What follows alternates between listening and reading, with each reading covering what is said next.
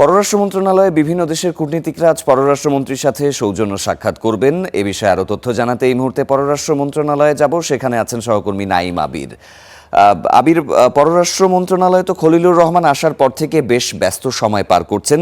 আজকে কোন কোন দেশের কূটনীতিকদের সাথে আসলে সাক্ষাতের কথা রয়েছে, কোনো তথ্য জানতে পারলেন কি? শাফাত, এই মুহূর্তে পররাষ্ট্র মন্ত্রণালয়ে আমরা রয়েছি এবং আজকে পররাষ্ট্র মন্ত্রী এবং পররাষ্ট্র প্রতিমন্ত্রী বরাবরের মতো সকাল থেকেই অফিস শুরু করেছেন। এখনো পর্যন্ত আমাদের কাছে যে তথ্য রয়েছে সেটি আজ সকাল প্রায় 8:30 নাগাদ সৌদি আরবের রাষ্ট্রদূত ডক্টর আবদুল্লাহ জাফর এইচ বিন আবিয়া তিনি আসলে তার দল নিয়ে এসেছিলেন এবং প্রায় 2 ঘন্টার সৌজন্য সাক্ষাৎ করেছেন পররাষ্ট্র মন্ত্রীর সঙ্গে এবং পররাষ্ট্র প্রতিমন্ত্রীর সঙ্গে। এবং এটি একেবারে যদি বলি তাহলে নতুন করে দায়িত্ব নেবার পরে প্রথমবারের মতো যে সৌজন্য সাক্ষাৎ করতে আসা বিদেশি কূটনীতিক, সেই কূটনীতিকদের তালিকায় প্রথম অবস্থান কিন্তু এই সৌদি আরবেরই হলো।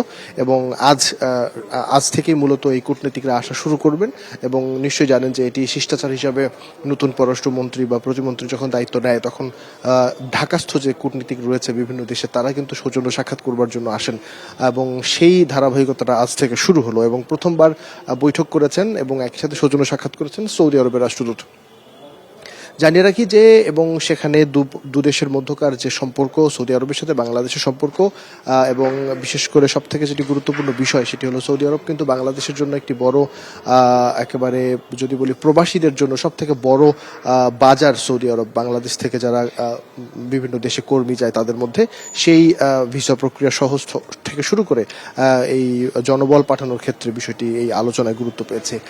এরপরে যদি জানিয়ে রাখি তাহলে আমরা যতক্ষণ জানতে পেরেছি যে ভারত, পাকিস্তান, চীন এবং মার্কিন যুক্তরাষ্ট্র এই দেশের যারা রাষ্ট্রদূত বাংলাদেশে রয়েছে তারাও কিন্তু আসবেন।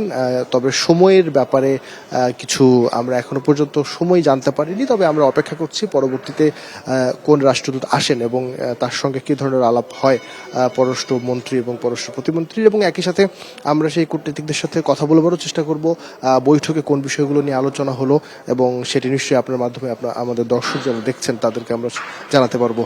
সার্বিকভাবে যদি জানিয়ে রাখি তাহলে সৌদি আরবের যে রাষ্ট্রদূত তার সঙ্গে বৈঠক হয়েছে এবং এর পরবর্তী সময় আমরা আসলে অপেক্ষা করছি পররাষ্ট্র মন্ত্রণালয়ে পরবর্তীতে যে রাষ্ট্রদূত আসেন তার সঙ্গে পররাষ্ট্র মন্ত্রী এবং প্রতিমন্ত্রী যে বৈঠক করবেন সেই বৈঠকের সবশেষ যে বিস্তারিত তথ্য সেটি আপনাদেরকে জানাবো।